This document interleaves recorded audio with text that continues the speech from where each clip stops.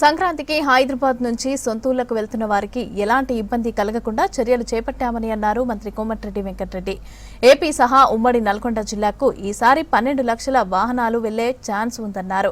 Toll gate వద్ద భారీగా traffic jam అయితే వెహికల్స్ ను వదిలేసేలా టోల్ సిబ్బందికి ఆదేశాలు ఇచ్చినట్లు మంత్రి చెప్పారు. ఇక హైవే పైన ప్రతి 20 కిలోమీటర్ల అంబులెన్స్ ఏర్పాటు చేస్తున్నామని తెలిపారు.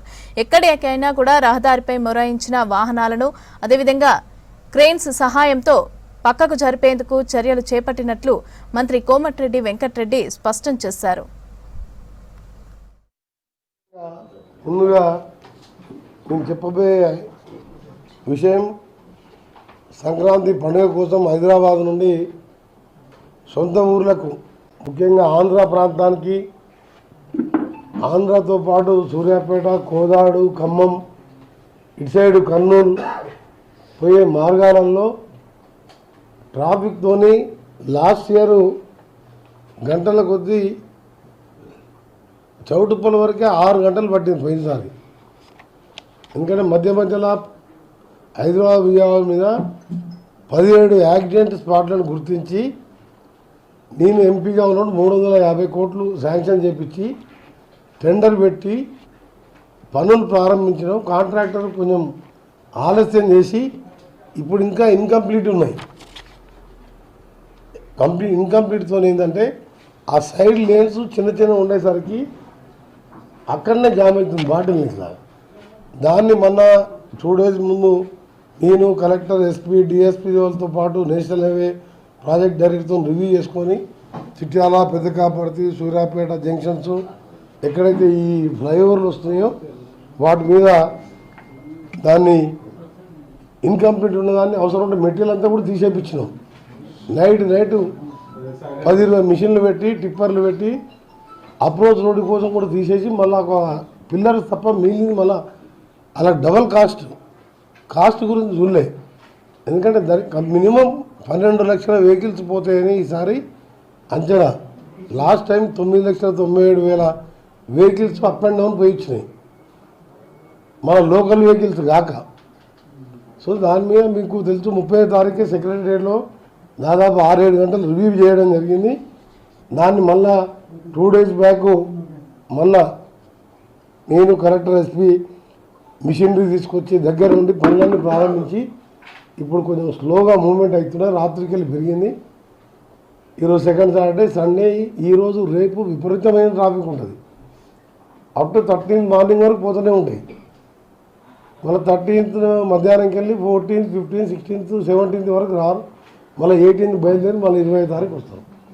దానికి సంబంధించిన ఏర్పాట్లలో ఆల్టర్నేట్ రోడ్లు కూడా హైదరాబాద్ విజయవాడతో పాటు హైదరాబాద్ కర్నూలు, హైదరాబాద్ వరంగల్, హైదరాబాద్ ఆదిలాబాద్ మార్గాల్లో టోల్ గేట్ కూడా ఎప్పటికప్పుడు అవసరం ఉన్నప్పుడు వాళ్ళు పర్మిషన్ ఇవ్వకుండా మీరు లోకల్ మా నేషనల్ హైవే అధికారులతో నుండి ఎక్కువ లైన్ ఉంటే మీరు కోఆర్డినేట్ చేసి ఓపెన్ చేసుకోండి. అఫీషియల్గా మేము టోల్ గేట్లు తీసేస్తున్నట్టు ఎక్కడ ఇవ్వలేదు జియో అని చెప్పి వాళ్ళు నేషనల్ హైవేకి వెళ్ళి కూడా నాకు ఇన్స్ట్రక్షన్ వాళ్ళు ఇన్ఫార్మ్ చేయడం జరిగింది. టోల్ గేట్ మీద భారీ రద్దీ ఏర్పడే పరిస్థితులు ఉంటే టోల్ లేకుండానే ప్రయాణాలు అనుమతించాలని ఆదేశించాము.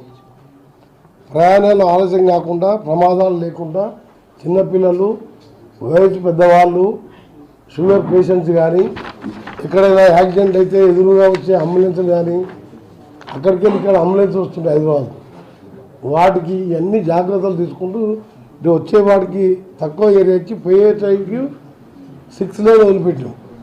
ఇది ఈ సంవత్సరం వరకు ఉంటుంది. వచ్చే సంవత్సరం హైదరాబాద్ విజయవాడని 6 laneగా చేస్తానికి 10,410 కోట్లతోని టెండర్లు కూడా పిలిచే స్టేజ్లో డిపిఆర్ కూడా పూర్తయింది. ప్యారలల్గా ఫ్యూచర్ సిటీకి వెళ్ళి బందర్ వరకు వయా అమరావతి రింగ్ రోడ్ మీదుగా బందర్ వరకు గ్రీన్ఫీల్డ్ హైవే, దాన్ని కూడా డిపిఆర్ స్టార్ట్ అయింది. అది 20,000 కోట్లు.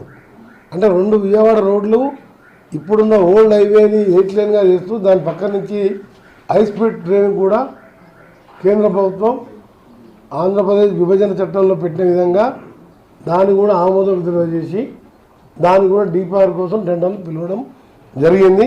ఇది ఒక్కసారి మాత్రం, ఎందుకంటే గుంటూరు మాచర్ల అద్దంకి ఒంగోలు నెల్లూరు వెళ్ళడానికి నార్కెట్పల్లి దగ్గర రైట్కి తీసుకుంటే వయా నల్గొండ మిర్యాలగూడకి వెళ్ళి వీళ్ళకి ఏర్పాటు చేసినాం. ఈసారి డివైడ్ చేసినాం. గుంటూరు వాళ్ళకి ఏంటంటే మాకు అద్దంకి మా నల్గొండ బార్డర్ వరకు ఖాళీ ఉంటుంది. అది కూడా హ్యామ్ కింద మా గతంలో చేపట్టిన రోడ్డు, అది డబుల్ లేన్ రోడ్, 4 లేన్. ఆ రోడ్ కాట్ అన్ని తీసుకుంటూ పోలీసు వాళ్ళకి ఇన్స్ట్రక్షన్ ఇచ్చినాం. విజయవాడకు పోయేవాడు నేరుగా హైదరాబాద్ అబ్దుల్లాపూర్ మెట్ దగ్గర, దూప్రాడ్పేట దగ్గర బాటిల్ లెక్స్ ఉంటే నేను రివ్యూ చేసిన నైటే అన్ని కూలగొట్టేసి వాళ్ళ కంపెన్సేషన్ ఇచ్చి ఈ 8 డేస్లో రోడ్డు కూడా వేయించడం జరిగింది. ఒక పంతంగి టోల్ గేట్ దగ్గరనే స్లో ఉంది, అక్కడ ఓపెన్ చేయమని చెప్పి ఉదయం 6 గంటలకు వాళ్ళకు ఇన్స్ట్రక్షన్ చేయడం జరిగింది. ఆల్టర్నేట్ ఇంకా రూట్ కావాలంటే ఈ తార్నాక వైపు ఉండే వాళ్ళని వయా ఒలిగొండ